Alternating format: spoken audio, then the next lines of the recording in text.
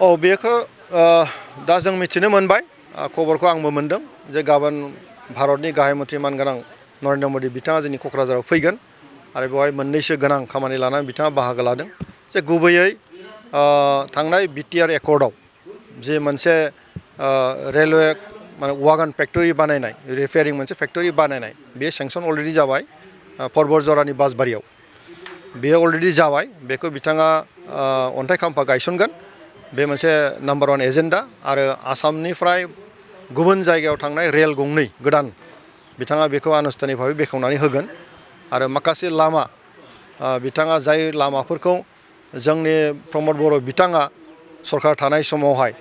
गासैबो बाथ्राखौ थिक थाक खालामखानानै गारबोदोंमोन दिनै गायसननांगौनिल' बाथ्रा दा बेखौ लानानै BTC सरकारा बे गासै प्रग्रामखौ खालामनानै गाबोन मावहोनो नागिरदों दा गतिके आं बरायगोन मानगोनां प्रधान मन्त्रि बिथांखौ जे बिथाङा जोंनि बायदि जायगायाव फैदों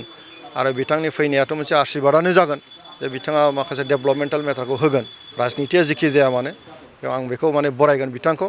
आरो बिथांनि फैनाया निस्सय BTR बाक्सिनि थाखाय खोब मोजाङानो जागोन। नोंथांमोननि बिजाथि फारिलाइखौ माला फोसावगोन? जोङो जोंनि बिजाथिखौ माने स्क्रिनिं खालामनायनि जे हाबाफारि फ्राय अलमस्ट बे कमप्लिटआनो खालि जोङो टाइमिंखौ नायनानै जोङो हयथ' साननैसोनि गेजेराव डिसिसन लानानै मोनसे फिसा दंबावो जे क'र कमिटियाव बेखौ पास खालामनानै जों फोसावगोन गतिके जोंनि स्क्रिनिं कमिटिया कमप्लिट जाबाय जास्ट फोसावनांगौनि बाथ्रा जों बेखौ साननैसोनि उनाव फोसावगोन।